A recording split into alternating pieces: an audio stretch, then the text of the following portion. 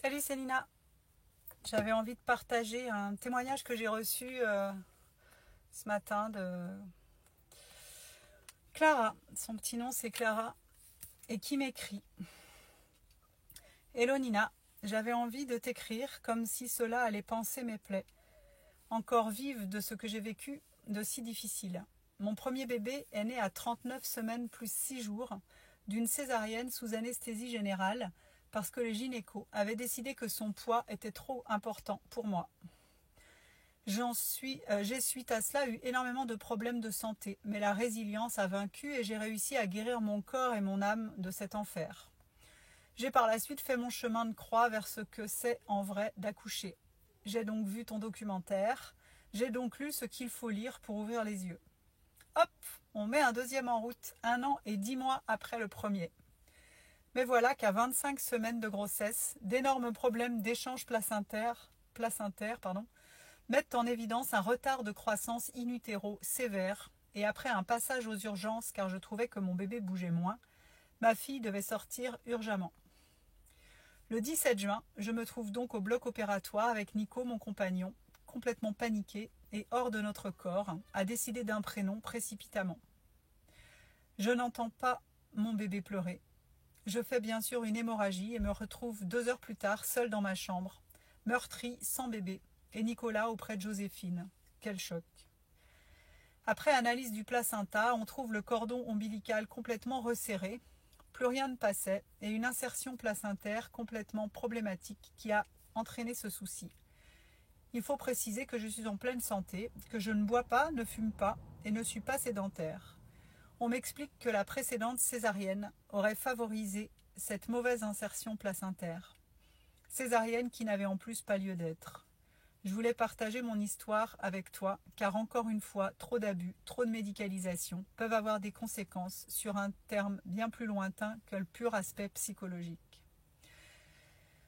Aujourd'hui,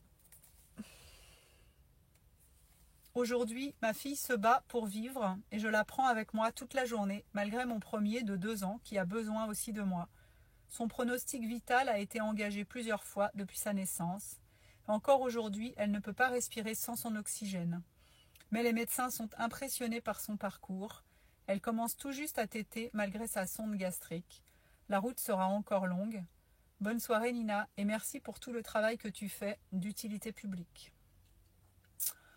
Voilà.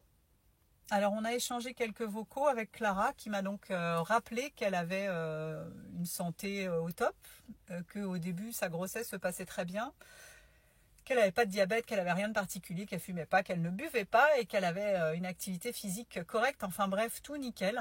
Et qu'après avoir échangé avec les médecins, la seule explication à cette mauvaise insertion placentaire, c'est la cicatrice pas terrible de la césarienne programmée pour son premier bébé. Cette césarienne, alors pourquoi est-ce qu'elle a eu cette première césarienne sous anesthésie générale? Parce que à la visite avec l'anesthésiste, alors qu'elle ne souhaitait pas accoucher avec une péridurale, elle voulait pas de péridurale, elle voulait un accouchement physio.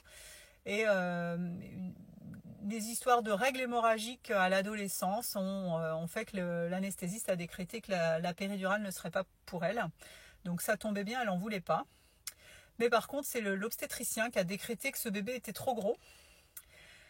Alors je rappelle qu'il n'y a pas de gros bébé. Quand on accouche physiologiquement, quand on n'a pas de péri, quand on est vertical, mobile, connecté à son bébé et que l'utérus est en pleine forme et qu'on n'a aucun produit à la con qui vienne saboter l'efficacité des contractions, il n'y a pas de gros bébé, ça coince pas. Les gros bébés qui coincent, ça coince quand la maman est en décubitus dorsal.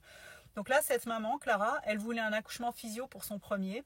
Elle s'est tapée une césarienne sous anesthésie générale pour suspicion de macrosomie. Alors qu'il n'y a pas de gros bébé quand on accouche physio, ça coince pas, ça sort, il n'y a aucun problème. Donc césarienne sous anesthésie générale, des gros problèmes à la suite de cette césarienne, psychologique mais physique aussi, des problèmes de cicatrisation. Tout ça pour un bébé qui faisait 3,9 kg. Voilà ce que ça donne, les estimations de poids. 3,9 kg, une césarienne sous anesthésie générale, une mauvaise cicatrisation. Et tout ça a entraîné cette problématique d'insertion placentaire pour son deuxième bébé, Là aussi, elle voulait juste un accouchement physiologique peinard. Sauf qu'à cause de cette mauvaise cicatrisation sur cette césarienne qui ne servait absolument à rien et qui avait aucune justification, sous-âgée, je rappelle que c'est quand même la teuf, elle se retrouve avec un bébé qui naît à 5 mois. 5 mois. Elle était à la limite du stade auquel on peut sauver un bébé.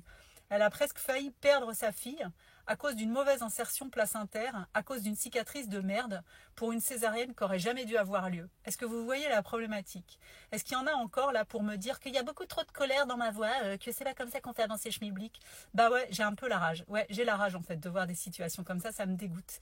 Donc oui, je vais continuer de l'ouvrir grand et fort pour dire, mesdames, la césarienne, c'est pas une solution de convenance, c'est pas une solution de confort, c'est une chirurgie. Et je vais continuer d'aider des mamans, de les prendre par la main, de les accompagner pour éviter les déclenchements.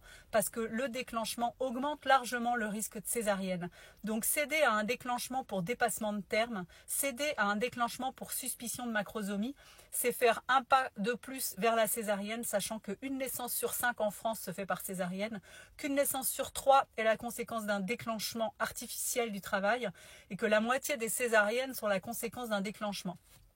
Peut-être pas la moitié, mais 1 sur 3. Dans tous les cas, c'est l'industrie, c'est la boucherie, ça va pas du tout.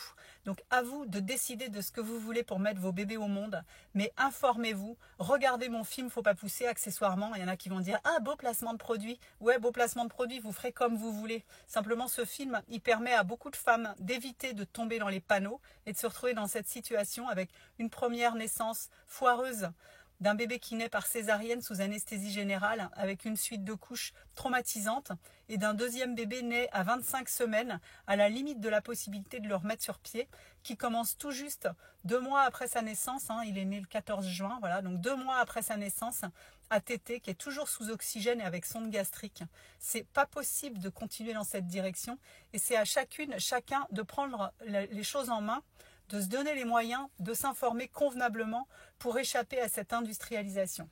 Donc là, en ce moment, j'en ai plein, des mamans avec qui j'échange quotidiennement, soit en visio, soit par message, à qui on veut imposer un déclenchement pour dépassement de terme. Bah oui, c'est la saison, on est au mois d'août, c'est pas pratique, les femmes qui accouchent spontanément au mois d'août comme ça, alors que le personnel est en vacances, c'est vraiment pénible. Donc tout y passe, à 41+6, votre placenta est hors service, à 40+5, le monito est pas terrible. Oh là là, votre liquide amniotique a disparu, dis donc, comme par enchantement depuis hier, faut vous déclencher tout de suite, avec une pression de dingue, de services sociaux, de machin. Enfin, c'est du délire en fait, c'est du délire. Donc on me dise pas que je suis trop en colère. Je le suis pas tout le temps, mais quand je reçois des messages comme ça me fait vraiment mal au cœur. Donc je vous le redis, si vous l'avez pas vu, regardez Faut pas pousser. Vous n'êtes pas obligé, c'est pas pour moi que vous le faites. Moi, il n'y a pas de problème. Le film, il est vu des dizaines de fois tous les jours et je continue de faire mon travail et de travailler sur le prochain film. Je l'ai fait pour vous avant tout. Si vous ne vous en saisissez pas, tant pis pour vous. Il ne faudra pas venir pigner après.